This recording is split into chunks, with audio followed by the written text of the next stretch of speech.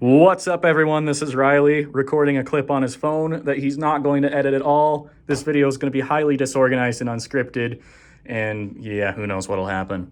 Anyway, guess what? Blackmagic Design ATEM Mini Extreme. The best switcher, the by far best bang for your buck switcher you can get in 2021. This thing should cost $3,000, and it is only available. It is available for only like $995 for the non-ISO version, which is what most people probably will honestly get.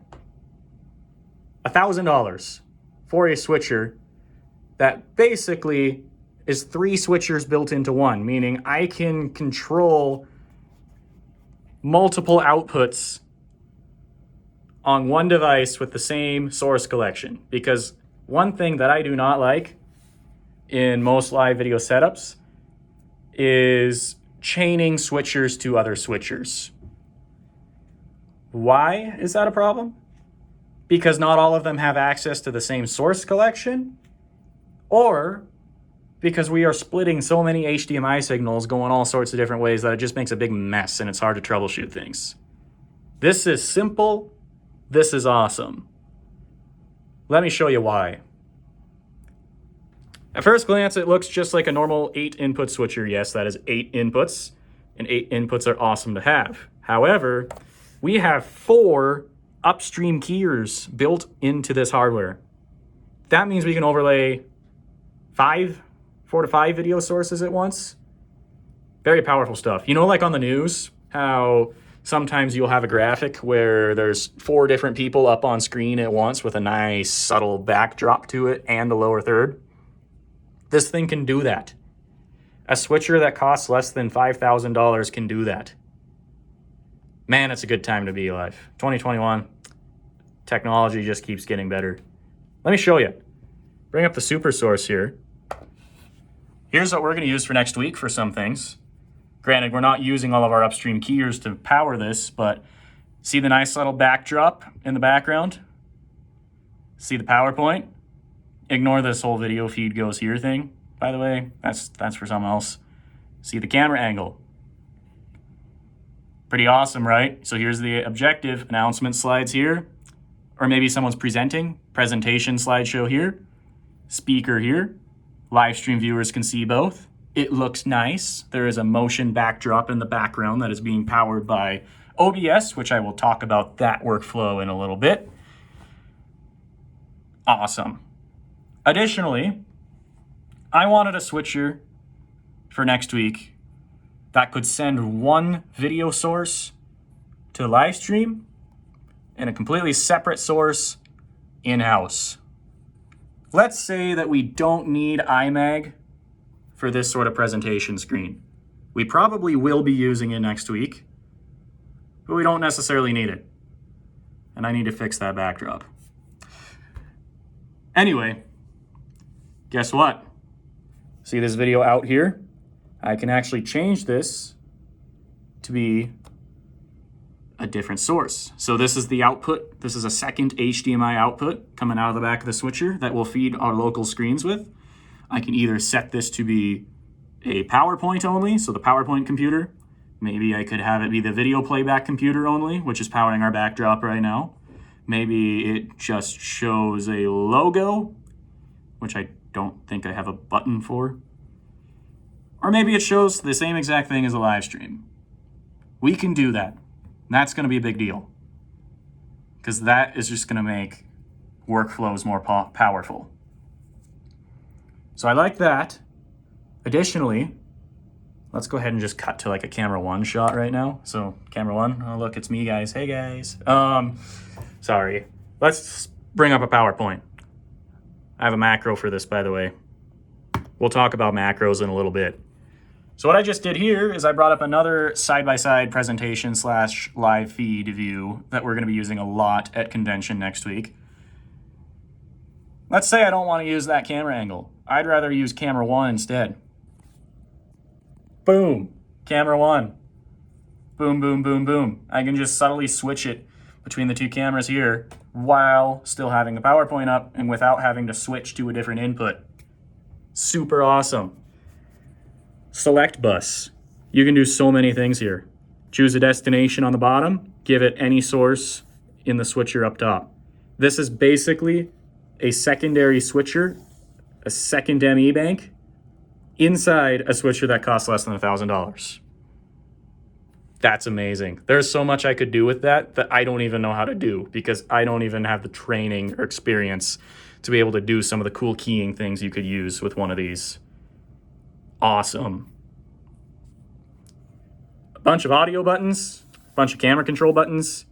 Unfortunately, we will not be using any of this because we're not using Blackmagic cameras to be able to shade them down here. That'd be awesome if we did have the ability to shade right off of this switcher, but we don't.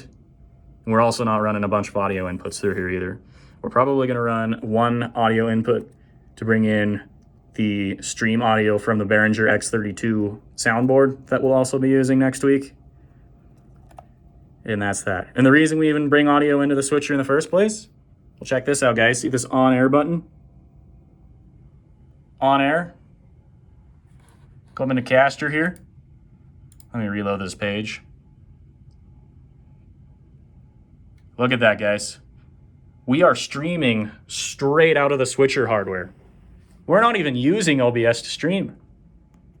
And that's awesome. You wanna know why that's awesome? Windows 10 decides to blue screen of death randomly, which I've never had happen on this machine before, but maybe it does for some reason. Stream don't go bye-bye. The stream still works. If the soundboard still works, the cameras are still turned on, and the switcher is still working, which it will because these switchers are bulletproof, the stream goes on. The most likely failure point for a stream at this rate would be the internet connection in the venue.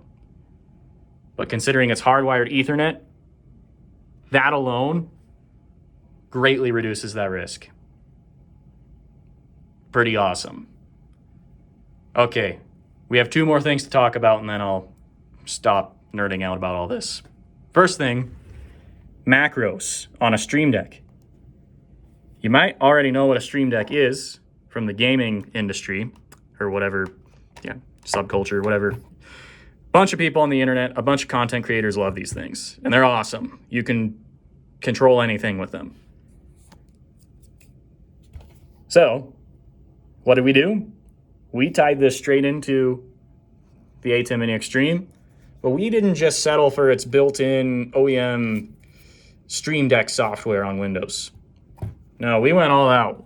BitFocus Companion. This app is awesome and it's free, so get it if you are at all in this live production industry and mess with switchers. This allows you to control both your ATEM Mini switchers and even OBS over the network. Any computer on the same LAN can come into here and set one of these things up as well and control any other device on the network, even if it's OBS running on a different computer in a different area on your local network. That allows us to do some really cool things. First of all, let's go back to SuperSource, and I'm just gonna use the switcher controls to do this. Okay, SuperSource is up.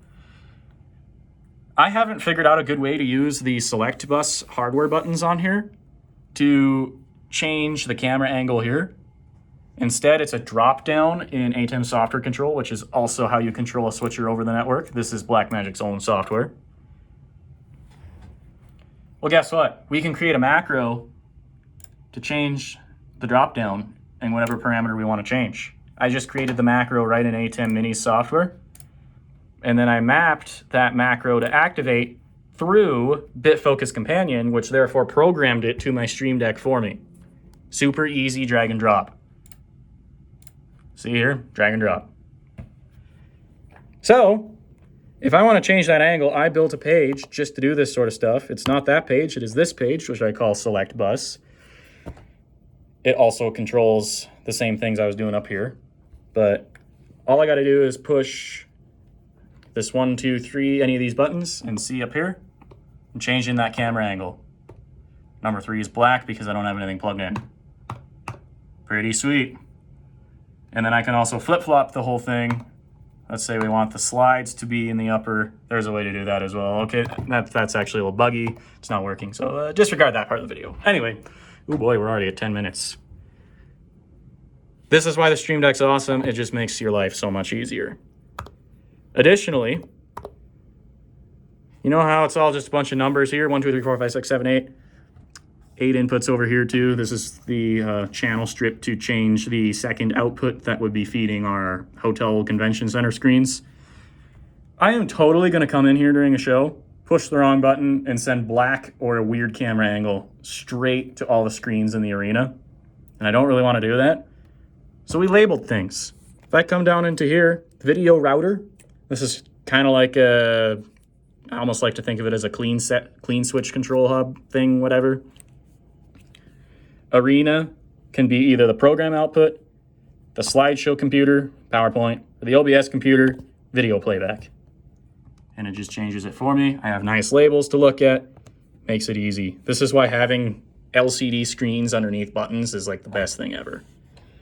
Additionally, I have a few other options in here to change lower third options, which I don't even know if we'll use that much. The lower thirds workflow is pretty cool on these, by the way, because you can just set up an extra laptop running Photoshop on the same network, update a Photoshop logo, and basically do a file export to ATEM switcher command, and it instantly preloads it into here for me.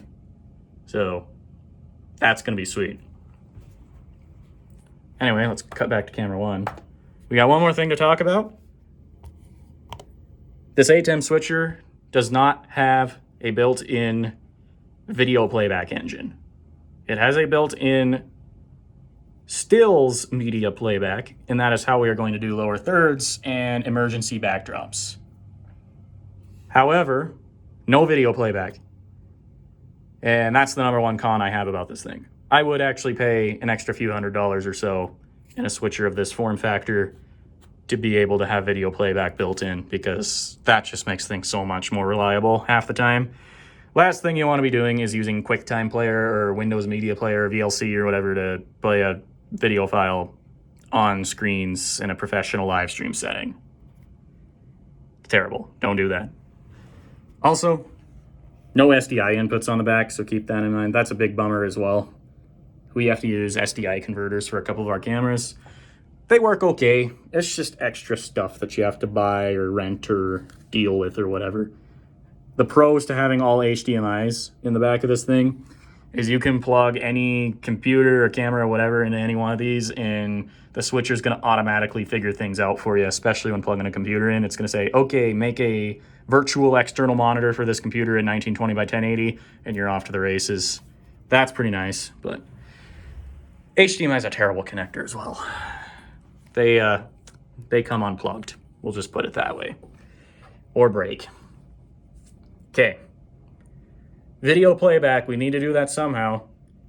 Guess what? We are using OBS backwards to do that. Normally you might think, oh, well, we're going to use OBS to encode the stream. Well, guess what? The switcher is encoding the stream already for us, assuming that we're bringing audio into one of the audio channels from our Behringer X32 mixer, which is taking care of all of that. So that's awesome, but we don't need OBS to stream, so we may as well use it as our video playback engine. So guess what? I just made a bunch of sources in OBS, or scenes in OBS, that represent each video that needs to play back. Once you queue up one of these scenes, it automatically plays the video, and that video will come in on the appropriate channel in the A10. Sounds awesome. One thing though, that's 2 key presses that have to happen at about the same exact time. That's not always ideal. It's not that bad. All you do is come into here, and I have a bunch of OBS macros. And okay, we're gonna play, for example, the recap video. So get that ready over here. Recap and preview, standby recap, and boom. Just do something like that, and then it's gonna play, assuming, I don't have anything loaded in here, but it would normally play a recap video. Anyway, guess what? BitFocus Companion, it can do all of that for us. So a great example of this is the Stinger transition, which we will be using to transition from one movement of the event to the next.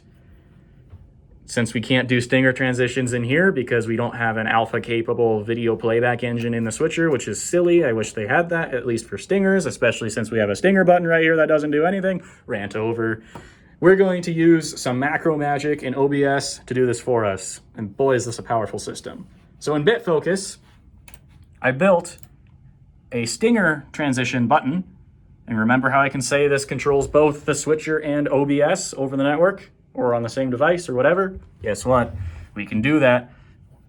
If key gets pressed down, then ATEM sets input OBS into the preview bus. ATEM then changes the transition style to what needs to be the transition style to make this Stinger look good.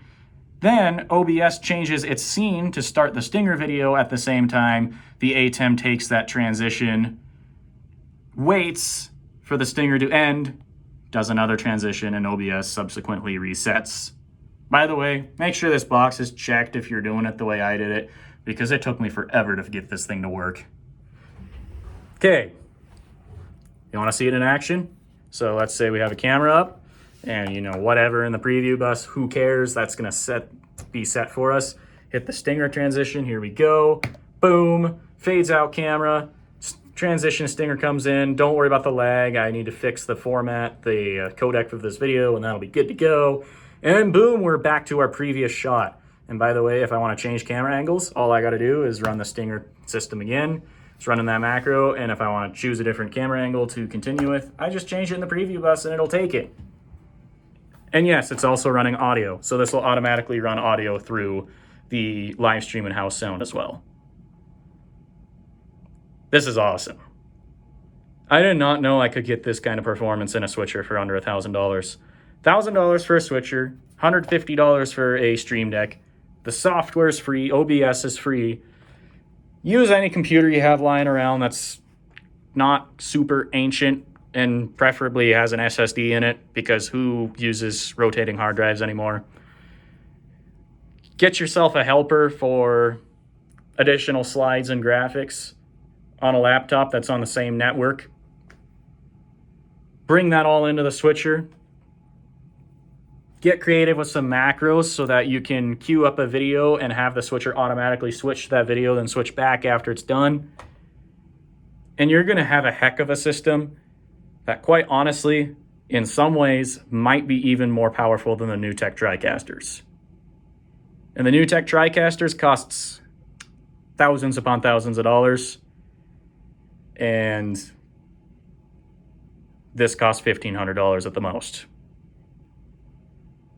That's all, guys.